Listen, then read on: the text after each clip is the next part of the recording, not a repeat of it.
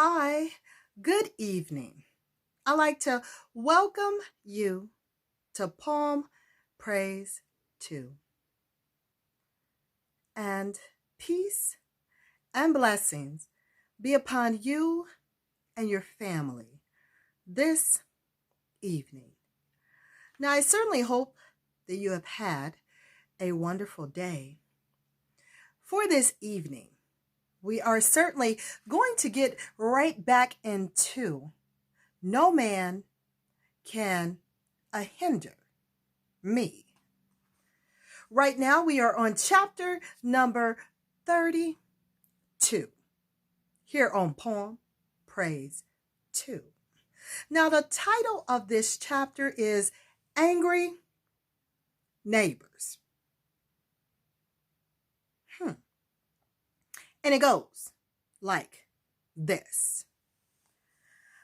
I continued to do well at Provident Home. And in 1951, I wanted to move my family from our North Philadelphia apartment to a beautiful single-family home in West Philadelphia. But when we contacted the real estate agent for the home my wife and I had fallen in love with, we were told the homeowner would not sell to Black people. Using African ingenuity, I made a successful bid on the house by having a white friend pose as the buyer with my Black agent. But then I found it was really the neighbors who had brought pressure on the realtor not to sell to African Americans. In fact, the leader of the largely Irish area was a Catholic priest who, on behalf of all the white residents, offered the seller $1,000 not to sell to me. The seller, who was German American, decided to get back at the Irish, who earlier accused him of being a Nazi sympathizer. I'll punish them by selling to you, he told me, not realizing that his revenge was an insult of the highest degree to me. I was pleased to be able to buy the home, but it took tremendous restraint on my part to keep from cussing him out in a most non-professional way.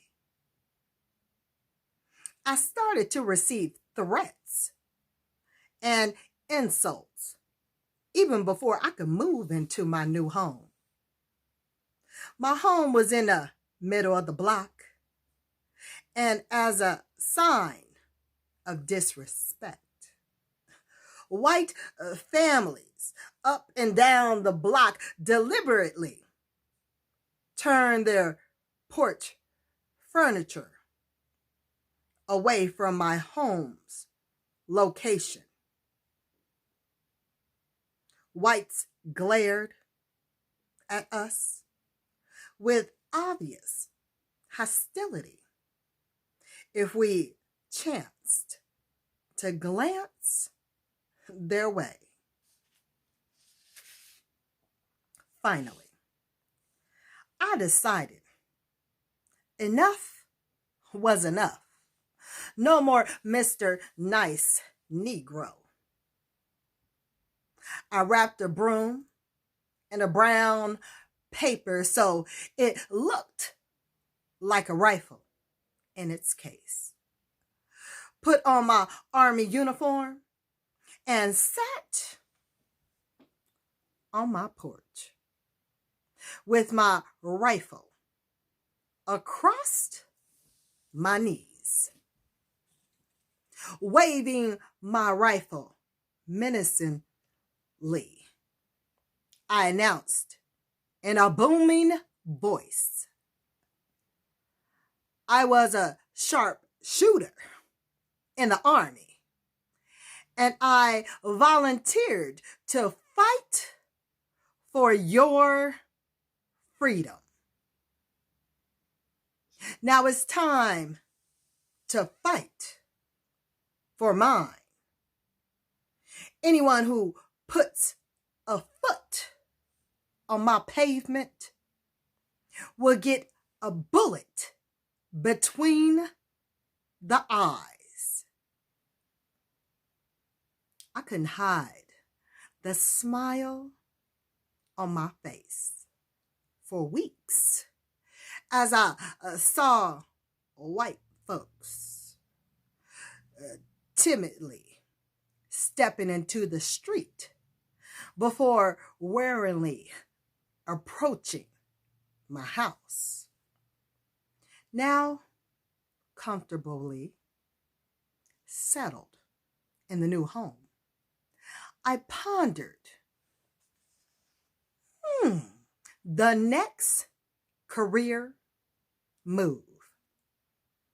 That does complete chapter 32, entitled Angry Neighbors. So stay tuned. It be it thy will, I will speak with you soon with our next chapter. Chapter 33, which is entitled Chimpanzee Visits Law School.